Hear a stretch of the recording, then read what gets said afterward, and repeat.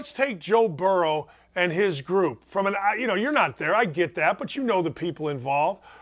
How would you equate that question? Winning coming from chemistry or chemistry coming from winning? I think it comes from leadership and then chemistry, then winning.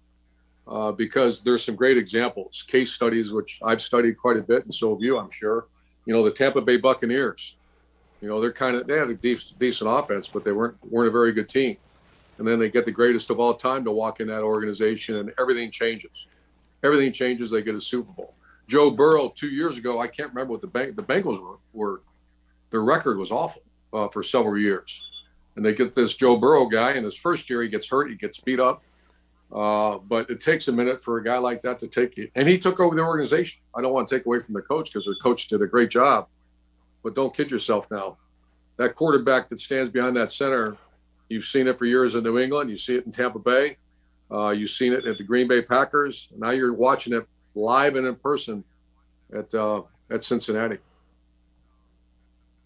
You went to Cincinnati. You know Cincinnati. Hell, you've been in the state damn near your whole life.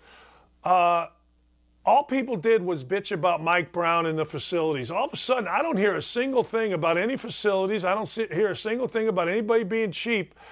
Is that a bit of an example of Joe Burrow not only taking over the team, but taking over the whole damn city? There's no question. I think everybody knows that. I know Cincinnati very well, and Marv Lewis was a great friend. I think Marv Lewis did a hell of a job, but they never won a playoff game, so they got rid of him. And then I heard players talk about because bitching or losing begets bitching. That's what happens.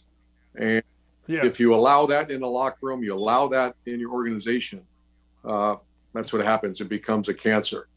However, if you get a grown, and I used to use the New England Patriots as examples all the time, and Bill Belichick, I would always ask him, say, okay, when do you know you can take a player that's kind of and Belichick used to call him this, a peripheral player, a player that has had a history of discipline issues, chemistry issues, whatever issues, and you bring him into a weak organization, what happens? It blows up.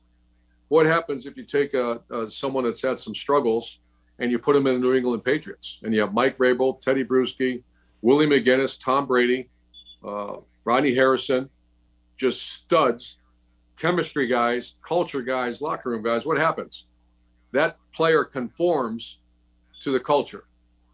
And I was mesmerized by that for 10 years. And I like to think we had some of that success in college because of that. What do you think, how difficult would it be for a guy like Matt Stafford to, let's be honest, not that 35 or however old is that old. I mean, when you get to our age, you're like, shoot, I'd take that in a second. But you have been in this operation forever. Now you come out to a new place, but it's more than, in my opinion, Stafford coming out to a new place. There is an incredible pressure on him with this all-star team. How do you view Matt Stafford, Coach? Well, if I'm and the coach has obviously done a brilliant job. Somehow, I don't think a player by himself can handle it. I think the coach has somehow got to take the pressure off of that guy. I had Tim Tebow for those years, and it became, my gosh, we'd go to a hotel and there'd be 15,000 people waiting for our team as we come rolling in there.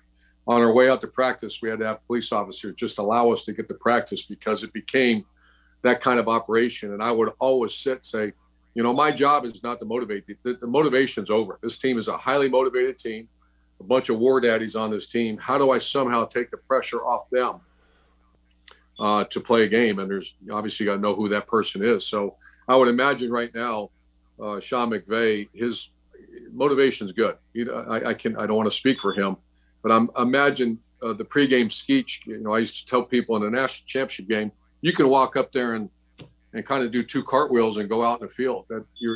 It's over. Don't worry about pregame speeches. It's all about how do you take the pressure off this player, but you have to know who this player is. If it's a young, confident player like Joe Burrow, I think that guy, which is amazing to me, as young as he is. But I've had other players now, you can look in their eye and they're like, holy cow, man, there's going to be 40 million people watching this thing. So I'm really intrigued. I'd love to ask them, how, after the game, how did your focus, I had to be, get pressure off these cats?